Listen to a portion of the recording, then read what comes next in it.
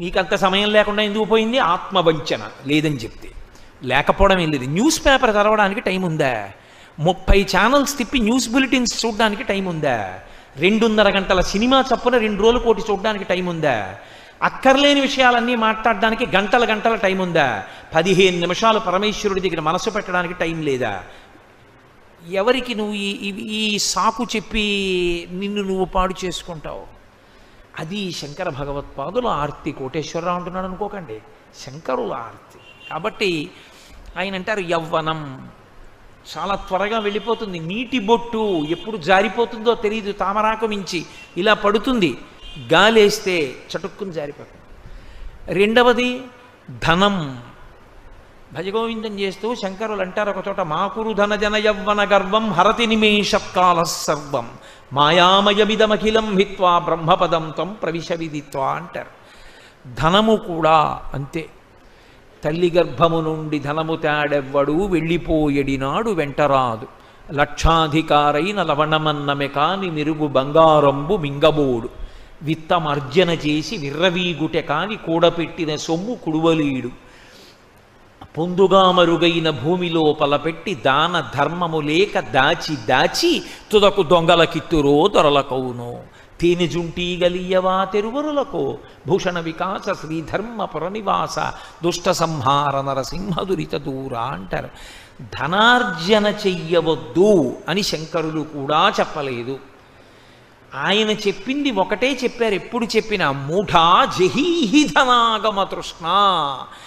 ధనాన్నే ధనాన్నే ధనాన్నే సంపాదిద్దామనేటటువంటి పిచ్చి కోరికకి వశము కావద్దు. అది తృష్ణ, దానికి అంతము లేదు. ఎంత డబ్బు ఉండాలి అని అడిగారు. వేదాంతం అంది కాలి చెప్పంతా అంది. చాలా డబ్బు ఉంది జేబులో, ఓ అంగుళం పెద్ద చెప్పు కొనుక్కుంటావా? ఓ 5 రూపాయలు తక్కువ వచ్చాయి, ఓ అంగుళం తక్కువ చెప్పు కొనుక్కుంటావా? నీది 9వ నెంబర్ అయితే 8వ నెంబర్ కొనుక్కుంటావా? ఇంటికి వెళ్ళి 10 రూపాయలు తెచ్చుకొని 9వ నెంబరే కొనుక్కుంటావు. కాలి చెప్పు పాదము యొక్క పరిమాణమునకు ఎలా సరిపోతుందో అలా ధనము కూడా నీకు కావలసినంత ఉంటే చాలు. అసలు మీకు లోకంలో చిత్రం ఏంటంటే 84 లక్షల జీవరాశులలో తరువాతి తరాలకి కూడబెట్టడం అనేటటువంటి లక్షణం ఉన్న ఏకైక ప్రాణి మనుష్యుడొక్కడే. మిగిలిన ఏ ప్రాణులైనా సరే వాటంతటవి సంపాదించుకునేంత వరకు ఆహారం పెడతాయి, అంతే, అంతవరకే. తప్పించి ఇక ఆ తర్వాత ఏవీ పెట్టవు. దూడ దానికి గడ్డి తినడం వచ్చేవరకే పాలిస్తుంది, ఆ తర్వాత తంతుంది, వస్తే తిరిగిపోతుంది, వెళ్ళి గడ్డి తిన్ను అంటుంది, గడ్డి తినాలి దూడ. పక్షి పిల్లకి ఎగరడం వచ్చేవరకే తను తెచ్చి పెడుతుంది. పిల్లకి ఎగరడం వచ్చింది ఇక పట్టించుకోదు, అది తింటుంది అంతే. అంతేగాని పాపం పిల్ల రేపు పొద్దున్న దాని పిల్లలు పుడతారు కదండి అందుకని కొన్ని వడ్ల గింజలు డిపాజిట్ వేస్తాను అలా ఏం అందవు. దాచుకునే లక్షణం ఉన్నది ఒక్కటే, అది కూడా ఋతువు కొరకు దాచుకునే చిన్ని ప్రాణి చీమ. వర్షం వస్తే పాపం అది కొట్టుకుపోతుంది కాబట్టి ఏదో కన్నాల్లో పట్టుకెళ్ళి గింజలు దాచుకుంటుంది. తప్పించి ఇక ఏ ప్రాణికి ప్రత్యేకించి అసలు డబ్బనేటటువంటిది దాచుకోవడం తెలియదు. అసలు నిజంగా చెప్పాలంటే లోకంలో అజ్ఞానం ఎప్పుడు మొదలైంది అంటే ప్రింటింగ్ ప్రెస్ వచ్చినప్పుడు. లోకంలో దరిద్రం ఎప్పుడు వచ్చింది అంటే డబ్బు వచ్చినప్పుడు. ఎవడి అవసరానికి వాడు తినడము అన్న రోజుల్లో దరిద్రం అన్నది ఎక్కడుందండి? తినడానికి ఉన్నవాళ్ళందరూ ఒకే తృప్తితో ఉన్నవాళ్ళు. దాచుకోవడం అన్నది వచ్చిందనుకోండి, పేపర్ కరెన్సీ వచ్చింది, ఎంత దాచుకుంటే అన్న ప్రశ్న వచ్చి దరిద్రం ప్రారంభమైంది. వాడికన్నా వీడు, వీడికన్నా వాడని. కడుపుకి తినడం వస్తే 2 బస్తాలు ధాన్యం ఉంటే చాలు, అయిపోయింది. ఈ 6 నెలలు మళ్ళీ పంట వచ్చినప్పుడు చూసుకోవచ్చు. డబ్బు వచ్చింది, దరిద్రాలు వచ్చాయి. ప్రింటింగ్ ప్రెస్ వచ్చింది, ఎవడికి చిత్తం వచ్చిన పుస్తకం వాడు రాసి ప్రింట్ వేయించేసి లోకం మీద వదిలేశాడు. వాడి భావాలన్నీ లోకానికి అంటుకున్నాయి. తెలిసి తెలియని వాడు ఆ పుస్తకం చదివాడు, అవి నిజాలనుకున్నాడు. కాబట్టి అజ్ఞానం ఎప్పుడు వచ్చింది? ప్రింటింగ్ ప్రెస్తో. దరిద్రం ఎప్పుడు వచ్చింది? పేపర్ కరెన్సీతో. నిజంగా వస్తువులు మార్చుకుని ఎవడి మానాన వాడు బతికినప్పుడు ఇంత దరిద్రం అన్న మాట లేదు లోకంలో. అందరూ తృప్తిగా హాయిగా ఏదో 2 బస్తాలు ధాన్యం ఉంటే చాలు, సుఖంగా బతికేశారు. పెరట్లో 2 పాదులు ఉంటే చాలు, కాస్త తోటకూర, అంత చింతపండు 2 మిరపకాయలు ఉంటే సుఖంగా చారు కాచుకుని తినేసి పడుకుని హాయిగా నిద్రపోయేవారు. అంతకన్నా ఉండడానికి ఏముంటుందనేవారు. ఎవరింట్లో ఉన్నా ధాన్యం ఉండేది, ఏమి ఎత్తుకెళ్ళిపోతాడు. డబ్బు వచ్చాక అక్కర్లేని భయాలన్నీ వచ్చేసాయి. కాదు. సరే, ఇప్పుడు నాకు దాని గురించి ఎందుకు కానండి. శంకరులు అంటున్నారు ధనం వద్దని శంకరాచార్యులు వారు చెప్పరు. శంకరాచార్యులు వారే కాదు, ఎవరూ చెప్పరు ధనం వద్దని. ధనము వేదం అంగీకరించింది. ఒంట్లో ఓపిక ఉండగా పగటి కాలమునందు ధనమును ఆర్జన చెయ్యవలెను. లేకపోతే ఇల్లు ఎలా నడుస్తుందండి? యజమాని తీసుకురాకపోతే భార్యాబిడ్డలు ఏమైపోతారు? తీసుకురావాలి యజమాని. అసలు నిక్కచ్చిగా మాట్లాడితే మాతా నిందతి నాభినందతి పితా భ్రాతాన సంభాషతే భృత్యకుప్యతి నానుగచ్చతి సుతా కాంతాపి నాలింగతే అర్ధప్రార్థన శంకయా నకురుతే సల్లాపమాత్రం సుహృత్ తస్మాత్ నైతికమర్ధమార్జన శృణు సఖే విత్తేన సర్వే వశాః అని చెప్పారు. నువ్వు డబ్బు సంపాదించకపోతే, ఒక వయసు వచ్చిన తర్వాత కొడుకు 4 రూపాయలు సంపాదించకపోతే మాతా నిందతి, ఆశీర్వదించడం తప్ప తిట్టడం తెలియని అమ్మ తిడుతుంది. తండ్రి నాభినందతి, శబాష్ సంతోషం రా కొడకా అని భుజం మీద చెయ్యేడు. నాభినందతి పిత భ్రాతా న సంభాషతే, అన్నదమ్ములు పలకరించరు. భృత్యకుప్యతి, సేవకుడిని పిలిచి పని చెప్తే చెప్పేవలేవా 5 పైసలు ఇవ్వలేవు అని వాడికి కోపం వస్తుంది. నానుగచ్చతి సుత, తండ్రి ఇంటికి వస్తుంటే కొడుకు బయటికి చెంబుతో నీళ్లు తేడు కాళ్ళు కడుక్కోమని. నానుగచ్చతి సుత కాంతాపి నాలింగతే, భార్య కూడా ప్రియమార కౌగలించుకోదు. కాబట్టి అర్ధప్రార్థన శంకయా నకురుతే సల్లాపమాత్రం సుహృత్. ఆయన సుహృత్తు, చాలా మంచివాడు. అందులో ఆయన యందు దోషం పట్టడానికి ఏం లేదు. చాలా మంచి స్నేహితుడు మా రామకృష్ణారావులా. కానీ ఎన్నాళ్ళు ఇస్తాడు? కనబడ్డప్పుడల్లా డబ్బు అడిగితే. అందుకని ఇలా వస్తుంటే బాబాయ్ మళ్ళీ ఏమైనా అడుగుతాడేమో అని అలా పోయాడు ఆయన. కాబట్టి అర్ధప్రార్థన శంకయా నకురుతే సల్లాపమాత్రం సుహృత్తు తస్మాత్ నైతికమర్ధమార్జన శృణు సఖే. సఖేవ స్నేహితుడా, ఆర్జన చేయి డబ్బు, కానీ నైతికమర్ధమార్జన శృణు సఖే, నీతి తప్పకుండా సంపాదించు. ఆ నీతి తప్పకుండా సంపాదించినదేదో అది నీ కుటుంబ అభివృద్ధికి కారణమవుతుంది. విత్తేన సర్వే వశాః, నీతి తప్పకుండా సంపాదించిన డబ్బు వల్ల నీకు సమస్తము వశమవుతుంది. ఈశ్వరుడు అనుగ్రహిస్తాడు. ఆ ద్రవ్యంతో నువ్వేం చేసినా ఉపయోగపడుతుంది. కాబట్టి డబ్బు సంపాదించు, కానీ డబ్బు సంపాదించడమే ధ్యేయంగా బతికేస్తే ఇంక దానికి ఏమీ కట్టుబాటే లేదు. సంపాదించడం ఒక్కటే ధ్యేయం. సంపాదించేశావు, దానంత తేలికగా వెళ్ళిపోయేది, దానంత తేలికగా నీ యందు నిరాసక్తత ప్రదర్శించేది ఇంకొకటి లేదు. ఎందుకో తెలుసా? వెళ్ళిపోయినప్పుడు చాలా తేలిగ్గా వెళ్ళిపోతుంది. సిరిదా వచ్చిన వచ్చును సలలితముగ నారికేళ సలిలము భంగిన్ సిరిదా పోయిన పోవును కరిమింగిన వెలగ పండు కరణిని సుమతి. నేను ఎందుకు చెప్పాలి? ఈ కాకినాడ పట్టణంలోనే నేను ఈ ఊరు వచ్చిన కొత్తల్లో ఆయన దగ్గరికి వెళ్ళి ఓ పావుగంట కూర్చుంటుండేవాడిని అరుగు మీద. ఏదో మంచి మాటలు మాట్లాడుతుండేవాడు. ఎంత మంచివాడో, గొప్ప ఐశ్వర్యవంతుడు, అంత డబ్బున్నవాడు. ఏ నాటి చేసుకున్న ప్రారంధ కర్మో నమ్మి ఒక ఆయనకి షూరిటీ పెట్టాడు. ఆయన ఇటు వెళ్ళిపోయాడో తెలియదు. సర్వం నాశనమై ఆయన వెళ్ళిపోయాడు. ఈయనకున్నదంతా తీసేసుకున్నారు. ఆ వార్త విన్నాడు. అంతా జప్తు చేశారు. హాస్పిటల్లో జాయిన్ అయ్యాడు. హార్ట్ అటాక్ వచ్చి చచ్చిపోయాడు. పిల్లలు వీధిన పడిపోయారు. ఉండడానికి ఇల్లు కూడా లేక ఏ ఇంటి ముందు ఆర్తులొచ్చి నిలబడితే అన్నం పెట్టబడిందో ఆ ఇంట పిల్లలు క్రీనీడల యందు తిరిగారు. అంటే తమ యథార్థ రూపాలు కనపడకుండా ఇంటి గోడల క్రీనీడల దగ్గర తిరుగుతూ అన్నం తిన్నటువంటి ఒక కుటుంబం నాకు తెలుసు. తర్వాత తండ్రి చేసిన పుణ్యం ఆ పిల్లలు వృద్ధిలోకి వచ్చారు, అది వేరు మాట అనుకోండి. కానీ ఐశ్వర్యం అనేటటువంటిది ఉండిపోతుందనుకున్నంత వెర్రి ఇంకోట్లేదు. అంత త్వరగా వెళ్ళిపోయేది ఇది అదొక్కటే. పైగా దానికున్నంత నిరాసక్తత లోకంలో ఇంకెవ్వరికీ ఉండదు. వీడికి ఒంట్లో ఓపికున్నంత కాలము దాని మీదే దృష్టి పెట్టి సంపాదించాడు. ఎక్కడుంటుందండి? తీసుకొచ్చి కట్టలు కట్టి సంపాదించిందంత కోట్లు ఇంట్లో పెడతాడేంటి? అదేమన్నా పరుప పేర్చి ఉంచడానికి? తీసుకెళ్ళి బ్యాంకులో వేయాలి. వేస్తే అది పాస్బుక్లో అంకెల రూపంలో ఉంటుంది. ఈయన చచ్చిపోయాడు, చాపేసి పడుకోబెట్టారు హాల్లో.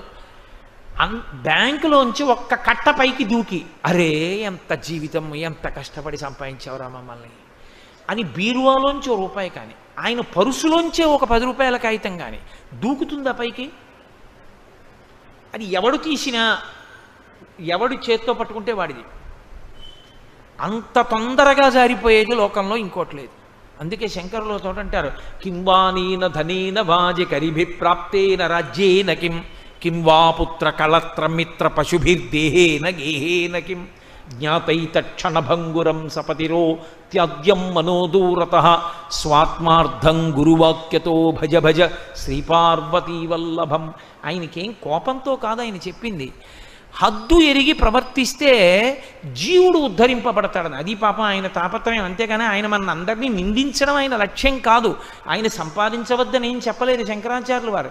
సంపాదించు, కానీ విర్రెక్కిపోకు. విర్రెక్కిపోతే ఏమైపోతుందో తెలుసా, ఒకదాని తరువాత ఒకటి ఆగిపోయేవేవో చెప్పారు ఆయన. ఇందులో మొదట ఆగిపోయేదేదో తెలుసా, డబ్బే. అస్సలు వాడు వెళ్ళిపోయాడన్న విషయం దానికి ఉండదు. ఎందుకంటే మీరు బ్యాంకులో 10 రూపాయలు పట్టుకెళ్ళి ఇచ్చి మీ అకౌంట్లో వేసుకున్నారనుకోండి, మీరు మళ్ళీ అకౌంట్లో డ్రా చేసినప్పుడు ఆ 10 రూపాయల కాగితం మిమ్మల్ని పేచీ పెట్టకూడదు. అది వెళ్ళిపోతుంది వెంటనే ఎవరికో ఇచ్చేస్తారు, ఇంకో కాగితం ఇస్తారు కదా, అంతే. కాబట్టి డబ్బు అంత చంచలమైంది లోకంలో ఇంకోటి లేదు. దాని పేరే కరెన్సీ. అది ప్రవహించి ఉపకారం చేస్తుంది, అది అలా వెళ్ళిపోతుంది అంతే. దాని తర్వాత పాపం ఏదో ఆయన్ని శ్మశానానికి తీసుకెడితే కనీసం వాళ్ళ బంధువులందరూ ఆయన కారు ఎక్కి శ్మశానం దాకా కారన్నా వస్తుంది, అనసాధ్యం కూల. అందుకని కింవానేన ధనేన వాజికరిభిహి, గుర్రాలు ఏనుగులు అన్నారు, ఇప్పుడు కార్లు. అది శ్మశానం గేటు దాకానన్నా వస్తుంది. గేటు దాటి లోపలికి వచ్చేవాడు, మిగిలిన వాళ్ళు ఎందుకులేండి ఇంకా అలా ఏం చూస్తామంటే వస్తారు, రాకపోతారు. వచ్చినా ఏం చేస్తారు, కొడుకొక్కడు మాత్రం 11 రోజులు రోజు వెళ్తాడు. ఏదో మొదటి రోజు వెళ్తారు, రోజు వెళ్తారేంటి, వాడికి తప్పదు కొడుక్కి. ఎవరో ఒకళ్ళని తోడు తీసిన వాడు వెళ్తాడు, వెళ్ళి ఏదో అంచేష్టి సంస్కారం అక్కడ చేసి వస్తూ ఉంటాడు. మళ్ళీ ధర్మోదకాలకే కనపడతారు కొంతమంది. కాబట్టి కొడుకు అసలు జీవితం అంతా పట్టుకున్న భార్య ఇంటి గడప దగ్గరే, కొడుకు శ్మశానం దగ్గరే. ఇన్ని ఫెయిర్ అండ్ లవ్లీలు రాసి, ఇన్ని పంచెలు కట్టి, ఇన్ని అల్లర్లు చేసి, ఇన్ని పూలదండలు ప్రతిరోజు వేయించుకున్న శరీరం వల్లకాటి దగ్గరే. మరి వచ్చిందెవరు, పైన కప్పిన బట్టమేటి చాకలి పాలు పడుచు పెళ్ళామైన పరుల పాలు. ఇంకా నువ్వు తీసుకెళ్ళేది ఏమిటి? ఆఖరికి ఎన్ని పంచెలున్నా ఎన్ని అంచులు ఉన్నా ఇంట్లోనే. దీని మీద కప్పడానికి మాత్రం ఓ సైనికుడు అట్టుకొస్తారు, కట్టుకొచ్చి అత్యంత సవకబారు వస్త్రం ఒకటి తీసుకొచ్చి కట్టి పట్టుకెళ్ళి తీసి పక్కన పారేస్తారు. అది కూడా పట్టుకుపోయేవాడు ఉంటాడు. ఇంకే ఇది కల్లరి బొమ్మ యౌకాయంబునొల్లా, ఇంటి దొంగల బోలు కొడుకులనొల్లా, అద్దె కొంపల బోలు ఆ లోకమొల్లా, ఎందుకీ లోకంబులిందుకీ మురుపు ముందు చావుండంగ మురియంగనగునే అంటారు మానస పూజలో. ఏది నీకు ఉండేది ఆఖరికి? అప్పుడు ఇది కాలిపోయిన తర్వాత జీవుడు ఏడుస్తూ నిలబడితే పరమశివుడు ఒక్కడే ఉంటాడు.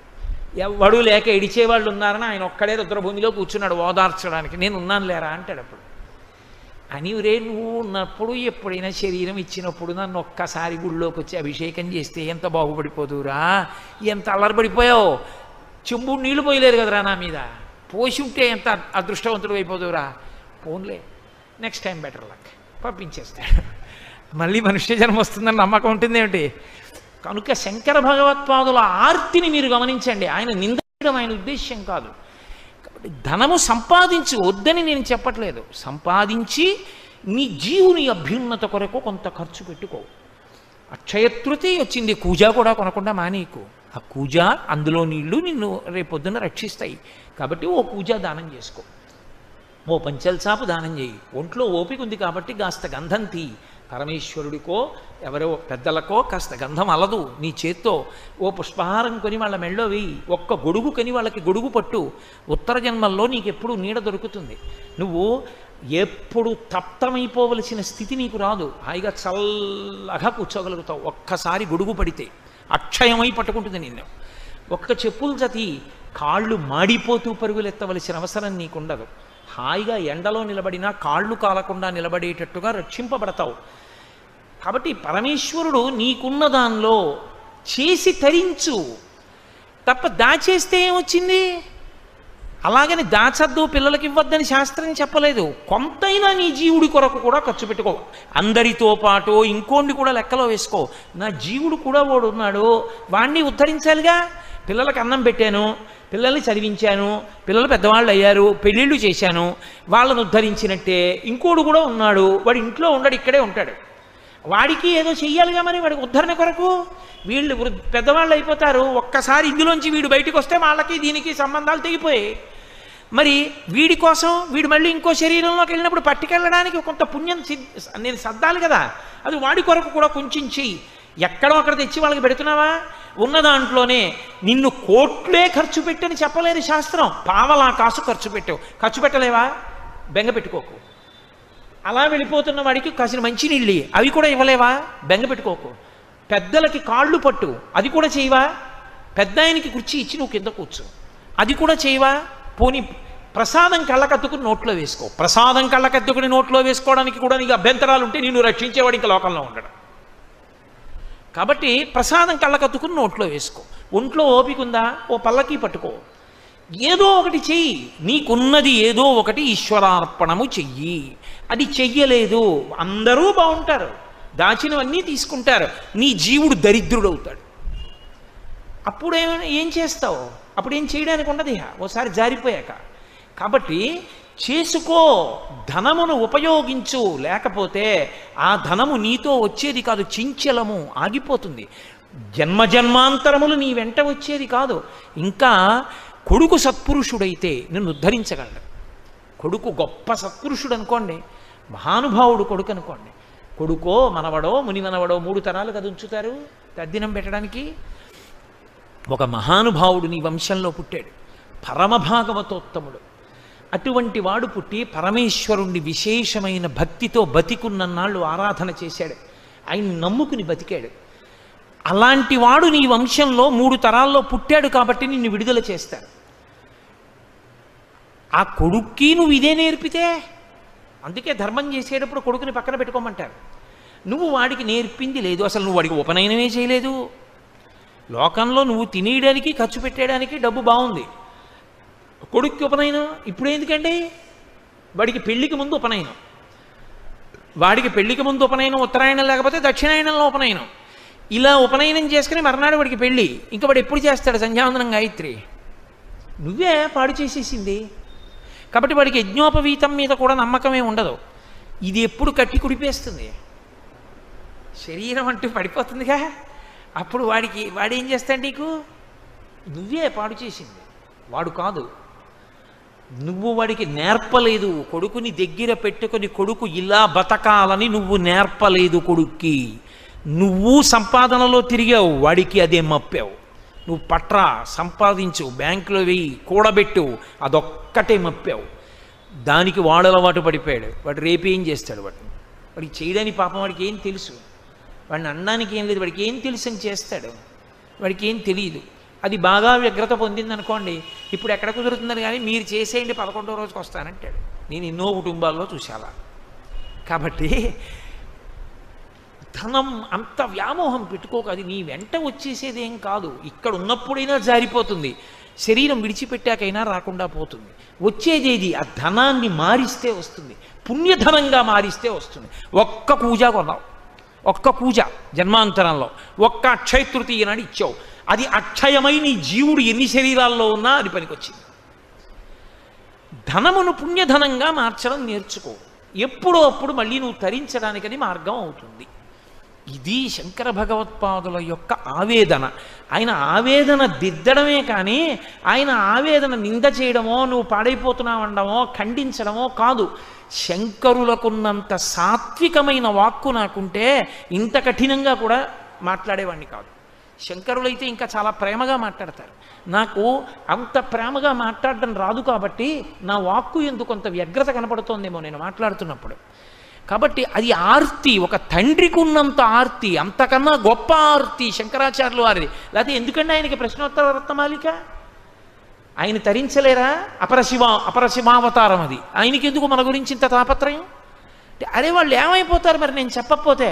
అది ఆయన మనకిస్తున్న నిధి. అది తండ్రి ఇచ్చిన నిధి శరీరంలో ఉన్నంతసేపే, శంకరులు ఇచ్చిన నిధి అసలు శరీరంలో ఉండకుండా చేయగలరు.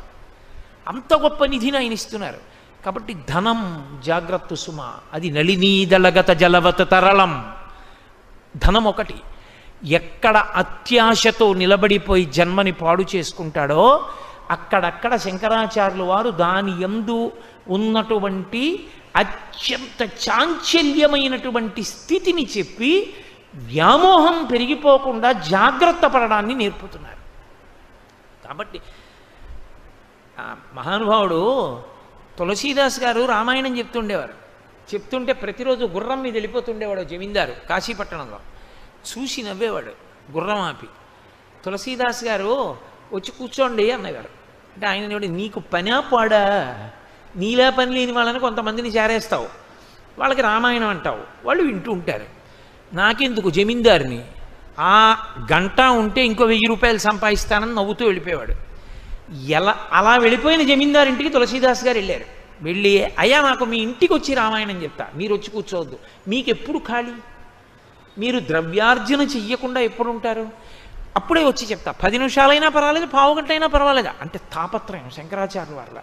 అరే పాడైపోతున్నాడే అని. వినండి అన్నాడు. ఇప్పుడు ఎక్కడ కుదురుతుంది చూద్దాంలే. మళ్ళీ వెళ్ళారు. నవ్వి అన్నాడు, వచ్చే ఏడాది రండి అన్నాడు. ఖచ్చితంగా ఏడాదికి తులసీదాస్ గారు వెళ్ళారు. ఇప్పుడు ఎక్కడ కుదురుతుంది, వచ్చే ఏడాది రండి అన్నాడు. అలా 6-7 మార్లు తిప్పాడు. వెళ్ళారు పాపం తులసీదాస్ గారు. ఆ పై ఏడాది వెళ్ళారు. అయ్యా మీ నాన్నగారు ఏది రామాయణం 10 నిమిషాలు వింటారేమో అని వచ్చానండి అన్నారు. మా నాన్నగారు మీకు తెలియదా, చచ్చిపోయారు కిందటి ఏడాది అన్నాడు కొడుకు. తులసీదాస్ గారు దివ్య దృష్టితో చూశారు. దివ్య దృష్టి ఉంటుందా అండి అనకూడదు, అది ఉన్నవాడికి తెలుస్తుంది ఉందని. ఏమీ లేనివాడికి నీకెలా తెలుస్తుంది ఉందని?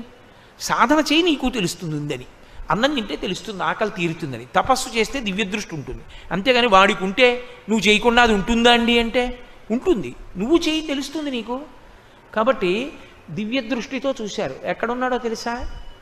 కిందటి ఏడాది వరకు జమీందారుగా ఉన్న జీవుడు ఆ ఇంటిలోనే పశువుల కొట్టంలో ఎద్దుగా ఉన్నాడు తాపత్రయానికి. ఇంకా ఐశ్వర్యం మీద భ్రాంతి పోక పొలాలు దున్నడానికి ఆ ఇంటి పశువే అయి ఆ ఇంట్లో నిలబడి ఉన్నాడు. లోపలి జీవుడు గుర్తుపట్టాడు తులసీదాస్ గారిని. ఎద్దు ఆయన వంక చూసి కన్నుల నీరు కార్చింది. ఒక్కసారి మీ దగ్గర రామాయణం వింటే ఇలా అయ్యేవాడిని కాదు. అది వినక ధనమునందు మమకారం పెట్టాను. ఇప్పుడు వాడు యజమాని, వాడేమీ చేయడు. ఇదిగో ఈ పక్కనున్న ఆవుని వాడు దానం చేయడు నా పేరు చెప్పి. అందుకని ఇదిగో ఎద్దునయి ఆ పొలాన్నే దున్నుకుంటున్నా, తోక మిలిపెడుతున్నాడు, కంట్లో కారం పెడుతున్నాడు, వీపు మీద కొరడాతో కొడుతున్నాడు, గడ్డి తిని పొలం దున్నుతున్నాను. 1 గంట రామాయణం వింటే ఇలా అయ్యేవాడిని కానన్నాడు. ఆ భాష జీవభాష తులసీదాస్ గారికి అర్థమైంది. ఒకసారి ఇది వదిలిపెట్టాక ఎవడు ఉద్ధరిస్తాడు? ఉద్ధరించేవాడు ఉండడు. కాబట్టి ధనమునందు ధనమును ఆర్జన చెయ్యకుండా ఉండు. అసలు డబ్బొద్దు నీకు, డబ్బు వల్ల పాడైపోతావు. ఎందుకు డబ్బులు? అసలు డబ్బుల జోలికి వెళ్ళకు అని ఎవ్వరూ చెప్పలేదు. మీరు బాగా గుర్తుపెట్టుకోవాలి. నేను ఎలా సన్యాసినో నువ్వు అలా ఉండని చెప్పరు. ఎందుకో తెలుసా? సన్యాసి కూడా దేని మీద ఆధారపడతాడండి? గృహస్థాశ్రమం మీద ఆధారపడతాడు. సన్యాసికి భిక్ష ఎవరు పెడతారు? గృహస్థు పెడతాడు. బ్రహ్మచారికి భిక్ష ఎవరు పెడతారు? గృహస్థు పెడతాడు. వానప్రస్థుకి భిక్ష ఎవరు పెడతారు? గృహస్థు పెడతాడు. అసలు సన్యాసి కూడా శరీరంతో బతికున్నాడంటే గృహస్థు వల్లే. గృహస్థు కన్నా గొప్ప ఆశ్రమం ఏదీ లేదు ఆ కోణంలో చూస్తే. నీ చెప్పడం ఏంటి, వేదాంతం చెప్పింది. కానీ నువ్వు సంపాదించకుండా ఎలా పెడతావు? కాబట్టి సంపాదించమనే చెప్పింది గృహస్థుని. సంపాదించని గృహస్థు బ్రహ్మచారికి ఎలా పెడతాడు, సన్యాసికి ఎలా పెడతాడు, వానప్రస్థుకి ఎలా పెడతాడు, తను ఎలా తింటాడు? సంపాదించవయా. తస్మాత్ నైతికమర్థమార్జన శృడు సఖే. నీతి మార్గం తప్పకుండా సంపాదించు. కానీ నీ జీవుడి గురించి కూడా చూసుకో. దాని ఎందే మమకారమును పెట్టుకుంటే జారిపోతుంది సుమా. కాబట్టి యవ్వనం ధనం చ ఆయుహు. ఆయుహు శంకర భగవత్పాదులు 3వదిగా చెప్పినది ఆయువుని చెప్పారు. ఆయువు అంటే కాలము కాదు. మీరు బాగా గుర్తుపెట్టుకోవాలి. కాలము అనంతమై వెడుతూ ఉంటుంది. అలాగే కాలమునందు ఒక ప్రత్యేకమైనటువంటి తేదీ నాడు, ఒక నక్షత్రంలో ఒక తిథి నాడు పుట్టి, ఒక నక్షత్రంలో ఒక తిథి నాటి వరకు ఒక ఉపాధి యందు ఒక జీవుడు ఉన్న కాలాన్ని ఆయుర్దాయమని పిలుస్తారు. ఆ జీవుడికి ఒక కుక్క ఒక తిథి నాడు పుట్టింది, ఒక నక్షత్రంలో పుట్టింది, ఒక నక్షత్రంలో ఒక తిథి నాడు వెళ్ళిపోయింది. ఒక వ్యక్తి ఒక నక్షత్రంలో పుట్టాడు. నక్షత్రాన్ని బట్టే కదా జాతకం రాస్తారు. మరి ఒక నక్షత్రంలో ఫలానా పాదంలో ఫలానా సమయానికి పుట్టాడు, ఫలానా నక్షత్రంలో ఫలానా తిథి నాడు ఫలానా రోజున ఫలానా సమయానికి వెళ్ళిపోయాడు. ఇప్పుడు ఆయన ఆయుర్దాయం ఎంత అని అడిగారు అనుకోండి, ఆ తిథి నుండి ఈ తిథి వరకు ఆయన శరీరముతో ఉన్న కాలమునకు ఆయుర్దాయం అని పేరు. శంకరులు అంటున్నారు ఆయుహు అత్యంత చంచలమైన వాటిల్లో అది కూడా. ఎందుకో తెలుసా? అసలు లోకంలో తాను ఎంతకాలం ఉంటాడన్నదే తనకి తెలియదు. జీవుడు శరీరమునందు ఎంతకాలం ఉంటాడో ఎవ్వరికీ తెలియదు. తెలియనప్పుడు నువ్వు ఇందులో ఎంతకాలం ఉంటావో తెలియదు అన్నప్పుడు ఎంత తొందరగా దీన్ని నువ్వు సద్వినియోగం చేయవలసి ఉంటుంది. దీపం ఉండగా ఇల్లు చక్క పెట్టేసేయి. కాబట్టి దీనితో తొందరగా నువ్వు చేయవలసిన మంచి పనులన్నీ చేసేస్తూ ఉండాలి. ఎందుకంటే ఇది ఎప్పుడు జారిపోతుందో తెలియదు కనుక. ఇది ఒక్కసారి ఇందులోంచి జీవుడు పైకి వచ్చేసాడు అనుకోండి, పోయిందంతే, ఆయుర్దాయం అయిపోయింది. ఎందుకని అంటే శంకరులు భజగోవిందంలో అంటారు, యావత్ పవనో నివసతి దేహే తావత్ పృచ్చతి కుశలంగేహే గతవతి వాయో దేహాపాయే భార్యాభిభ్యతి తస్మిన్ కాయే. ఊపిరి లోపలికెళ్ళి పైకొచ్చింది, బతికున్నాడు. పైకెళ్ళిన ఊపిరి లోపలికి తీశాడు, బతికున్నాడు. ఊపిరి తీసి విడిచిపెడుతున్నాడు, బాగున్నారా అండి అని అడుగుతారు అందరూ. మంగళం శివం శోభనం భద్రం శ్రేయం అందరూ ప్రశ్న వేస్తారు. కులాసాగా ఉన్నారా అంటారు. ఊపిరి తీశాడు, విడిచిపెట్టలేదు. విడిచిపెట్టాడు, తీయలేదు. ఇప్పుడు కాయం. ఇక దాన్ని కులాసాగా ఉన్నారా అని ఎవ్వరు అడగరు, అంతిమ దర్శనమే చేస్తారు. ఆయన వెళ్ళిపోయాడంట. మరి శరీరం అక్కడే ఉందిగా, అది శరీరం కాయం. మరి ఇంతకన్నా నువ్వు ఎప్పుడూ ఆయన్ని చూడలేదు కదా, ఇది చూసేగా అడిగేవాడు బాగున్నావా అని. అబ్బా అలా నాతో మీరు వాదన చేయకండి, కానీ ఆయన మాత్రం కాదు, ఆయన వెళ్ళిపోయారు. మరి అది ఆయన కాయం, ఆయన శరీరం. భార్య ఏం చూసింది? అదే చూసింది. రోజు రాత్రి నిర్భయంగా గది తలుపులన్నీ తాళాలు వేసేసి ఒక్క గదిలో ఒక్క మంచం మీద ప్రియమార కౌగిలించుకుని నిద్రపోయింది. ఏమా బయట చాలా వానగా ఉంది, మబ్బులు వేసేసాయి, రేపు తీసుకెళ్ళి చేస్తాం అంత్యేష్టి సంస్కారం, ఇవాళ రాత్రి కూడా అలా పడుకోండి ఇద్దరు అంటే ఆవిడ అంటుందట, బిభ్యతి భయపడిపోయి, నీ మొహం ఏట్సా, అది శరీరం తస్మిన్ కాయే, అది శరీరం రా అంటుంది. శంకరులు అంటున్నారు, ఓరి పిచ్చాడా, నీ గౌరవం అంతా ఎక్కడుందో తెలుసా? ఆ ఊపిరి వెళ్ళి రావడం మీద ఉంది. ఎవరు అతించేది? పెళ్ళమా, పిల్లలా, సాటి ఉద్యోగుల, సమాజమా? ఎవ్వరూ కాదు. 1,000,000 మంది వైద్యులు కూడి వచ్చినా కానీ మరణమయ్యడి వ్యాధి మాన్పలేరు. పరమేశ్వరుడు ఊపిరాగిపోవాలని శాసనం చేస్తే 1,000,000 మంది వైద్యులు వచ్చి అక్కడ నిలబడినా ఇంకొక్క ఊపిరి వారు తీయించలేరు. అంటే నేను నింద చేశాను వైద్యులని మీరు అనుకోకూడదు. వైద్యో నారాయణో హరిహి, ఈశ్వర స్వరూపం, నేను కాదనంటలేదు. కానీ వైద్యుడు కూడా ఈశ్వరుడి సహకారంతో చేయగలడు తప్ప ఆయు ప్రమాణాన్ని పెంచేయలేడు. కాబట్టి ఎప్పుడు జారిపోతుందంటే ఎవరికి తెలుసు? ఎప్పుడు ఏ ప్రాణి ఎక్కడ శరీరం విడిచిపెట్టేస్తుందో తెలియదు. కాబట్టి ఆయువు ఉండగా నీవు చేయవలసినటువంటి సత్కర్మ తొందరగా చెయ్యి. ఎప్పుడో చేస్తానని మంచి పనులకు తేదీల నిర్ణయం చేసుకుని ఉండిపోకు. ఓ మంచి పని, చాలా మంచి పని అని నీకు తెలుసు, దాన్ని సాధ్యమైనంత తొందరగా చెయ్యి. ఎందుకో తెలుసా? ఇందులో ఉండగా నువ్వు చేయగలవు. ఇది దాటితే ఇక నీకు సత్కర్మాచరణము లేదు. మనుష్య జన్మలో ఉంటేనే చేయగలవు. కాబట్టి సత్కర్మ చేసేసేయి. ఒక చోట ఒక విచిత్రమైనటువంటి ఐతిహ్యం చెప్తుంటారు. ఒక చిన్న కథ, చాలా చిత్రమైంది ఒకటి ప్రతిపాదన చేస్తూ ఉంటారు. ధర్మరాజు గారు రాజసూయాగం అంతా పూర్తి చేసేశారు. రాజసూయాగం కూడా కాదు, పట్టాభిషేకం పూర్తయిపోయింది ఆయనకి. పట్టాభిషేకం పూర్తయిపోయి ఆయనే మహారాజు. బడలిపోయాడు. మరి ఇన్ని పనులు చేసి ఓ పెళ్లి చేస్తేనే బడలిపోదాం, ఆ పట్టాభిషేకం అంతా ఇన్ని దాన ధర్మాలు చేసిన వాడు బడలిపోడండి. అలిసిపోయి ఉన్నాడు. ఎక్కడి నుంచో బ్రాహ్మణుడు వచ్చాడు. అయ్యా ఒక్క గోవు దానం చేయండి, నాకు బతికేస్తాను అన్నాడు. అంటే ధర్మరాజు గారు అన్నారంటారు సుమండి, మహాభారతం అంతర్గతమని మీరు అనుకోకండి, ఓ మంచి సందేశం ఇవ్వడానికి చెప్తారు. రేపు రమ్మను, దానం చేస్తాను అన్నాడు. వెంటనే భీముడు అన్నాడు, నగారాలు మోగించండి అన్నాడు. అంటే ఏదైనా చాలా గొప్ప మంగళప్రదమైన విశేషం జరిగితే కోటలో నగారాలు మోగుతాయి, నగారాలు మోగించండి అన్నాడు. నగారాలు మోగించాడు. ధర్మరాజు తెల్లబోయాడు. ఇదేమిటి, నేను కదా రాజుని, నాకు తెలియకుండా కోటలో ఏ శుభం జరిగింది, ఎందుకు మోగించారు నగారాలు అని సేవకుల్ని పిలిచి అడిగాడు. దేనికి మోగే నగారాలు అన్నాడు. మాకు తెలియదు, భీమసేన మహారాజు గారు మోగించమన్నారు, మోగించాం. ఏది భీమసేనుణ్ణి పిలవండి. ఎరా తమ్ముడా ఎందుకు మోగించావు నగారాలు? అన్నయ్య ఇంతకన్నా శుభమే ఉంటుంది లోకంలో, ఇవాళ నువ్వు అంత గొప్ప విషయాన్ని సాధించావు. ఏం సాధించానురా? రేపు దానం చేస్తానన్నావు కదా గోవుని, అంటే రేపటి వరకు బతికుంటానని నమ్మకమే కదూ. రేపటి వరకు బతికుంటానని చెప్పావంటే నువ్వు కాలాన్ని విజయం సాధించావు, కాలము మీద అదుపు సంపాదించావు. నువ్వు ఎంతకాలం ఉంటావో నీకు తెలుసు అన్నమాట. లేకపోతే రేపు చేస్తానని ఎందుకంటావు? మంచి పని. అందుకని ఇంతకన్నా గొప్పది ఎక్కడ ఉంటుంది, అందుకని నగారాలు మోగించమన్నానన్నాడు. ధర్మరాజు గారు వెంటనే ఆలోచించి ఆ బ్రాహ్మణుణ్ణి తీసుకురండి, గోదానం చేసేస్తానన్నాడు. పుణ్యకర్మాచరణమునకు శరీరమును వెంటనే వాడు. అలా వాడకపోతే తరువాత వచ్చేటటువంటి సమస్యలకి విరుగుడు ఉండదు. ఇక నువ్వు ఎన్ని వేళ్ళు విరుచుకోవడానికి ఏముండదు. ఈ చేతిని పట్టుకుంటే కదా వేళ్ళు విరుచుకోవడం. కాబట్టి ఆయువు ఉంటుందని నమ్మకము లేదు. అందుకే ఉన్న ఆయుర్దాయాన్ని ఎంత సద్వినియోగం చేసుకుందామని తాపత్రయపడ్డారు. భాగవతం అంతా ఎక్కడి నుంచి వచ్చిందండి? 12 స్కంధాల భాగవతం రావడానికి కారణం 7 రోజుల్లో నువ్వు చచ్చిపోతావన్నారు పరీక్షిత్తుని. ఆయన ఏడవలేదు.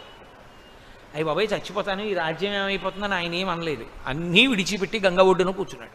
ప్రాయోపవేశం చేసి అమ్మా అని పిలిచిన నరు పొమ్మా అని ముక్తి కడకు ముత్తువట, లెమ్మా నీ రూపముతో రమ్మా నాకెదురంగ గంగ రమ్యతరంగా అని పిలిచాడు. పిలిచి దర్భాసనం వేసి కూర్చుని మహానుభావుడు ఒక మాట చెప్పాడు. ఉరగాధీశ విషానలంబునకు మీ నొప్పింతు, ఈశ్వర సంకల్పము నేడు మానదు, భవిష్యజ్జన్మ జన్మంబులన్ హరి చింతారతియున్, హరి ప్రణుతి హరి భాషాకరణ నాసక్తియున్, హరి పాదాంబుజ సేవయున్ కలుగు మీరర్ధిన్ ప్రసాదింపరే అన్నాడు. నాకు 7 రోజులే అభివృద్ధాయమని నేను ఏడవట్లేదు, ఎప్పుడో అప్పుడు విడిచిపెట్టాలి ఈ శరీరాన్ని. నాకు కావలసింది ఈ 7 రోజులు నేను ఏది చెయ్యడం వల్ల, ఏది వినడం వల్ల, ఏది చదవడం వల్ల నేను మళ్ళీ మళ్ళీ జన్మలను స్వీకరించినా దాని యందు పరమేశ్వర సేవ చెయ్యగలిగినటువంటి ఉత్తమ బుద్ధిని పొందుతానో అటువంటి మంచి విషయాన్ని నాకు మీరు బోధ చెయ్యండి అన్నాడు. అందుకొచ్చింది భాగవతం అంతా. 7 రోజులు సుఖబ్రహ్మ కూర్చుని భాగవతం చెప్పారు పరీక్షిత్తుకి. ఆర్తి కలిగి అడిగాడు.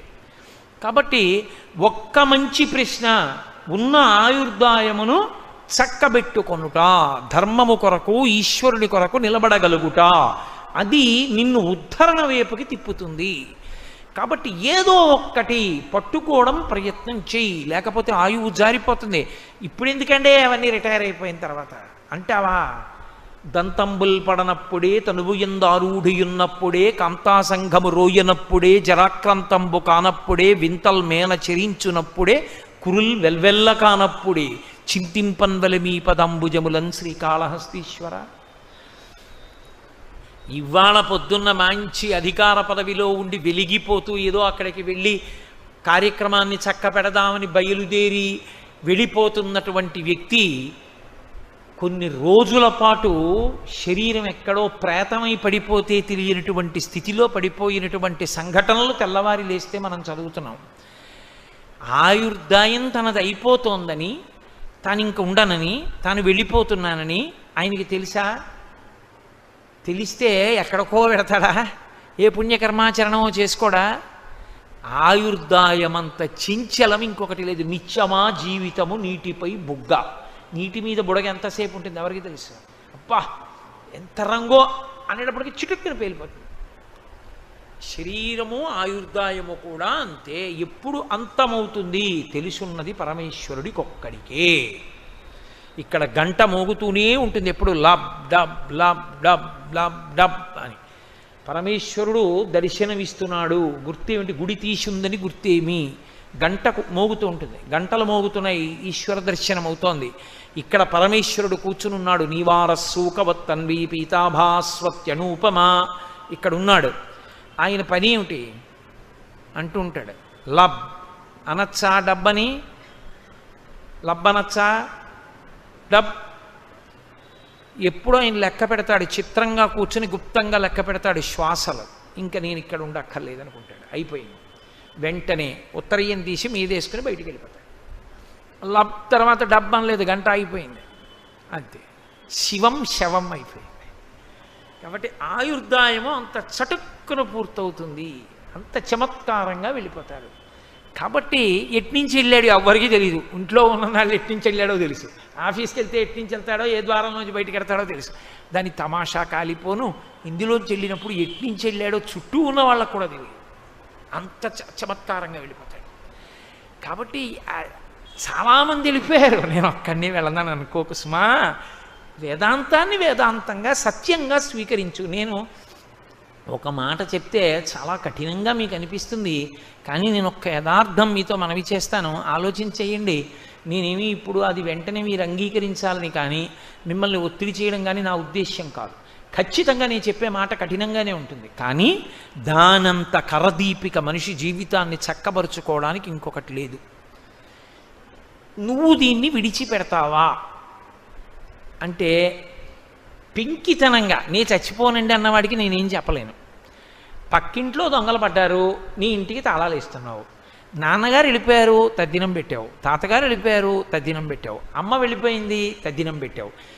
నీ తరంలో నీకన్నా ముందు పుట్టిన పెద్ద నాన్నగారి పెద్ద అబ్బాయి వెళ్ళిపోయాడు, నీ లెక్క కూడా ప్రారంభమైంది. వరుస క్రమంలో పడ్డావు, పేర్లు పిలుస్తున్నారు. ఇంకా ఎప్పుడో అప్పుడు విడిచిపెడతాను అని ముందు అసలు నమ్మడం మొదలుపెట్టావు అనుకో, ఇది వదిలిపెట్టేస్తానండోయ్ అన్నావు అనుకో, నాన్నగారు అన్నదమ్ములు అందరూ వెళ్ళిపోయారు, పెద్ద నాన్నగారు వెళ్ళిపోయారు, నాన్నగారు వెళ్ళిపోయారు, బాబాయ్ గారు వెళ్ళిపోయారు, పిన్నులు వెళ్ళిపోయారు, పెద్దమ్మలు వెళ్ళిపోయారు, అమ్మ వైపు పెద్దమ్మలు వెళ్ళిపోయారు, పినతలు వెళ్ళిపోయారు, బాబాయిలు వెళ్ళిపోయారు, అందరు వెళ్ళిపోయారు. నెక్స్ట్ ఎవరు? ఈ పేపర్ అంతా తీసి పక్కన పెట్టేశారు, తర్వాత ఆర్జితం వాళ్ళని పిలుస్తారు. నా తరమేగా. నా తరంలో నేను ఇంకా 20 ఏళ్ళు సర్వీస్ ఉందన్నవాడిని 6 ఏళ్ళు సర్వీస్ ఉందికి వచ్చేసాను. అంటే వృద్ధుడిని అయిపోతున్నానా? శరీరం మారిపోతుందా? జర్జరీభూతం అయిపోతుందా? మా పెద్ద నాయన గారి పెద్ద అబ్బాయి వెళ్ళిపోయాడు, నా అన్నయ్య. ఇద్దరం కలిసి మేడ మీద కూర్చొని మాట్లాడుకునేవాళ్ళం జాజిపందిరి కింద. వెళ్ళిపోయాడు వాడు. వెళ్ళిపోయేప్పుడే ఏడాది అయిపోయింది. వాడు వెళ్ళిపోయాడు. అంటే మా తరంలో వెళ్ళిపోవడం ప్రారంభం అయిపోయింది. నా పేరు కూడా పిలుస్తారు ఇప్పుడు. అప్పుడు నేను వెళ్ళవలసిందే. నేను రానని మొరాయించడానికి ఏమి ఉండదు. ఆయనంత నిర్దాక్షిణ్యంగా తీసుకెళ్ళేవాడు ఎవరు ఉండడు. 5 minutes ప్లీజ్ అంటే ఆయన ఏం ఆగడం, 1 సెకండ్ ఆగడు, తీసుకెళ్తాడు. అలా తీసుకెళ్ళిపోతాడు. నేను వెళ్ళిపోతాను, ఇందులోంచి జారిపోతానని నమ్మావనుకో, అదొక్కటి నమ్మితే చాలంతే. రోజు పెద్ద దాని గురించి ఉపన్యాసాలు ఇంట్లో మాట్లాడుతుండాలి ఏం అక్కర్లేదు. జస్ట్ ఎ బిలీఫ్, ఇందులోంచి వెడతాను, నేను నిర్గమిస్తాను అని నమ్మితే పాపము చెయ్యలేవు. ఎందుకో తెలుసా? అరే ఇది విడిచిపెట్టి వెళ్ళాక ఖాతా అడుగుతాడు రా ఒకడో, ఒరే నువ్వేం చేసావురా దాంతో నాకు తెలియదు అనుకున్నావా అంటే లేనిపోని గొడవ వస్తుందిరా. వద్దు, మనకి ఎందుకు వచ్చిన గొడవ? ప్రారంభం అయిపోయిందా? వెళ్ళిపోయాడా వాడు పెద్దనాన్నగారు అబ్బాయి, ఎప్పుడు పిలుస్తాడో, ఎందుకు వచ్చిన గొడవ? పోనీ 20 ఏళ్ల తర్వాత పిలవని, 25 ఏళ్ల తర్వాత పిలవని, 10 ఏళ్లలో పిలవని, కానీ పిలుస్తాడు కదూ. పేరు పిలిచి తీరుతారు. పేరు పిలిచారు, అయిపోయిందంతే. తర్వాత ఈ పేరేనండి అన్నాడు అనుకో, అంతే పట్టుకెళ్ళిపోతాడు. ఇంకా కన్సులేషను ఎక్స్టెన్షను ఇవేం ఉండవు. కాబట్టి వద్దు మనకంటాడు. అసలు దీన్ని వాడి పిచ్చాడు, చచ్చిపోయాడు, కానీ నేను ఎక్కడ పోతానండి అన్నాడు అనుకో, ఇంకా వాడిని ఎవడు ఉద్ధరించలేడు. మీరు ఆలోచించండి. వాడు వెర్రాడండి, వాడికి ఏం తెలియదు, వాడు చచ్చిపోయాడు, నేను ఎందుకు చచ్చిపోతాను అన్నాడు అనుకోండి, ఏమైనా చేస్తాడు. ఎందుకంటే అసలు వాడికి ఇంక ఎవరికి లెక్క చెప్పాలి? వాడు ఇందులోనేగా ఉంటాడు. పిచ్చి అనుకుని పోయి ఎక్కడికో పోతాడు. అలా ఒప్పుకుంటే ఉత్తర క్షణంలో నడవడి మీద ఒక అదుపు వచ్చేస్తుంది. మీ మనస్సు మీద మీరు తిరగబడిపోతారు. నీ ఇష్టం వచ్చినట్టు నువ్వు చెప్పినా నీ చేయనలా. నీ సొమ్మేం పోయింది, ఎన్నైనా చెప్తావు. ఒక్క క్షణం దీంతో తప్పు చేయడం, ఆ తర్వాత ఆయన దగ్గరికి వెళ్ళి చేతులు కట్టుకున్న తర్వాత ఆయన లెక్కలు మొదలెడతాడు. అప్పుడు ఎవడు పడతాడు? నీ చేయను, నా వల్ల కాదు, ఒక్కనాటికి చెప్పద్దు. 2 మాటలు చెప్తుంది, 3 మాటలు చెప్తుంది, 4 మాటలు చెప్తుంది, అసలు చెప్పదు. ఇక వాడు వినడండి అలాంటివన్నీ అంటుంది.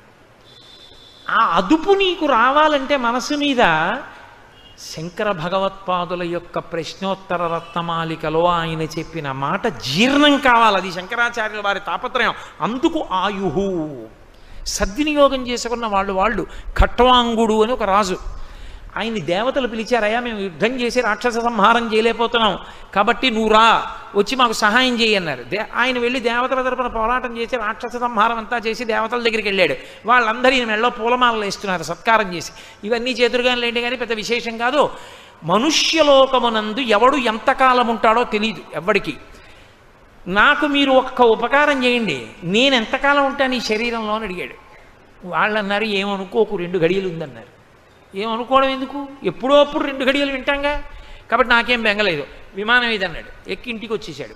నేను వెళ్ళిపోతున్నాను కాబట్టి మీరు ఏడవద్దు, వెళ్ళిపోవాలి తప్పదు, కాబట్టి అన్నీ వదిలిపెట్టేస్తున్నాను, కొడుకు అప్పచెప్పానన్నాడు. బయటికి వెళ్ళాడు.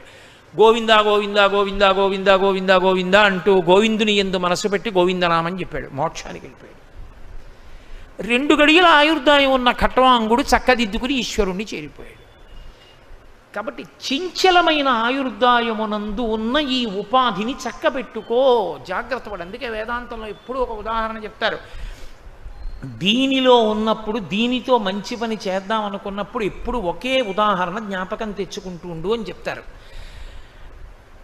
ఏదో ఏటికి యువతల వైపు అంతా ఇళ్ళు దుకాణాలు అన్నీ ఉన్నాయి, ఆడుకోవడానికి బాగుందని ఏరు దాటి అవతల వైపుకి వెళ్ళి ఇసుక పర్రలో ఆడుకుంటున్నాడు. ఏదో గీత గీసుకుని కబడ్డీ ఆడుకుంటున్నారు. ఆడుకుంటుంటే ఆ పైనుంచి వచ్చాడు ఒక ఆయన, పెద్ద కేకలేశాడు. సమయం లేదు, మహా అయితే 20 నిమిషాలు.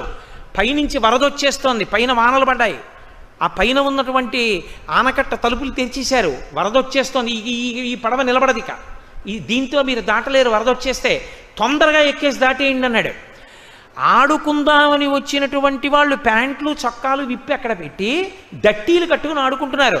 ఇప్పుడు ప్యాంటు మీద తాపత్రయమా, చొక్కా మీద తాపత్రయమా, పరుసు మీద తాపత్రయమా, కర్ర మీద తాపత్రయమా, దేని మీద తాపత్రయం?